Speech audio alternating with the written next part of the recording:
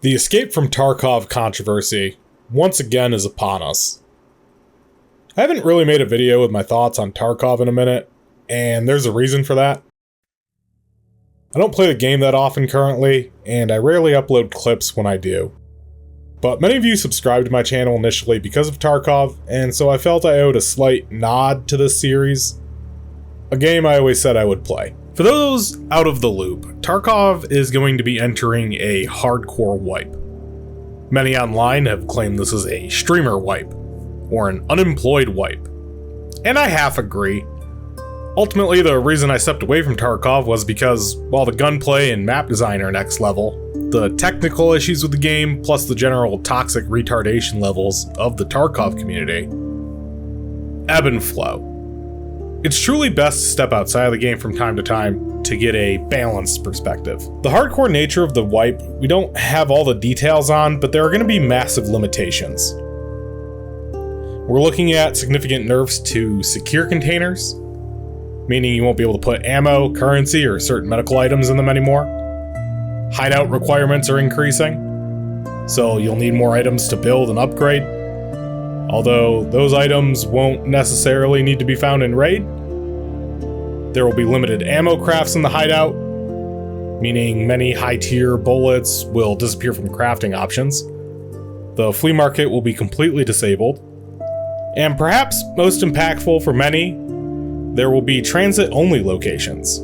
This means you might be forced to transit from one map to another to access certain areas, adding multiple load screens and the risk of dying just to get to where you need to go for a quest. On top of all of this, Battlestate Games has stated there will be a reduced spawn chance of rare loot, making top-tier items like LEDXs, keychains, and rare keycards even harder to come by.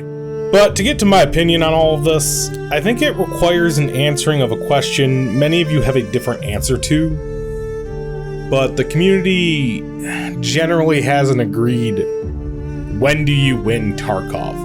And the answer subjectively is when you get Kappa. This was a trap I fell into when I first played the game. I've gotten Kappa before, and I think for those employed with families or who are not streamers, getting Kappa in the hardcore wipe will be a legitimate accomplishment. At the same time, it's something that almost nobody gets anyway, and now even fewer people will be getting it. I think many veterans of the Tarkov wipes will understand the game ends when you want it to. For the majority of players, I think it's more likely max trader levels or access to the flea market is when their quote-unquote endgame begins. This is part of my larger issue with Tarkov in general though. As a gameplay loop design, the concept of wipes was something that was originally supposed to be temporary, but has become something of an event that ultimately seems like it will continue into the game's release, if it ever does. The idea of a more hardcore version of Tarkov doesn't upset me. In fact, I already enjoy it. It's called DayZ. A lot of people said the no flea market wipe was a problem, and then changed their opinion after playing it, seeing it as the greatest wipe ever. But I think these opinions and views are biased, and let me explain. Tarkov as a game is one that more people watch than play due to how difficult the game is. Watching others' perspectives allows you to actually see the game, especially those who can hold their own in PvP. What this means is clips, streams, all get good views. The risk-reward nature of the game is fun. In a moment, it can all end instantly, or you can be up big time. When the flea market was taken away, these moments became more risk-reward, as you weren't going to be able to buy your way past dying in PvP through rubles. You had to actually get the item out, and it created interesting content to watch.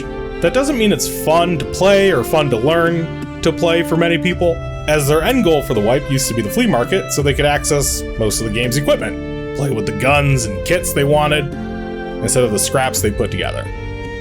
I enjoy the latter. I will admit, half the fun of Tarkov for me always has been zero to hero style runs. That is, starting with limited or no equipment, and building your kit in the middle of fighting. Even when sitting on top of dozens of top tier kits and millions of rubles, and then it's the moments you run into that are also the fun in Tarkov. Those little moments, interactions with other players. Sometimes they're hard to convey in video. People who play the game have a very different understanding of that enjoyment, because they get the context of their paranoia and fear or their confidence. So my prediction and point to all of this, I think this is going to be one of the most viewed wipes of all time, besides perhaps the game's initial release. That doesn't mean it's going to be the most fun wipe. There will be predominantly two types of players playing in the game. The already hardcore players, such as the streamers, the degenerates, sometimes both, people like Shitaville, the people who truly care, and then the people who want to take that away from those others. This creates a toxic loop in my opinion, and maybe it creates a fun game and fun experience, but not for new players or for people who take the game a little seriously. Matter of fact, this might become the rattiest wipe of all time, or most likely the cheating issue is gonna finally show just how ugly it can get. But I'm reminded of the quote, "The night is darkest before the dawn," and as Marcus Aurelius wisely put it, the impediment to action advances action. What stands in the way becomes the way. Thank you for watching. Let me know what your thoughts on the next wipe are. I'm half excited, but I'm probably going to play more Arma when the wipe comes.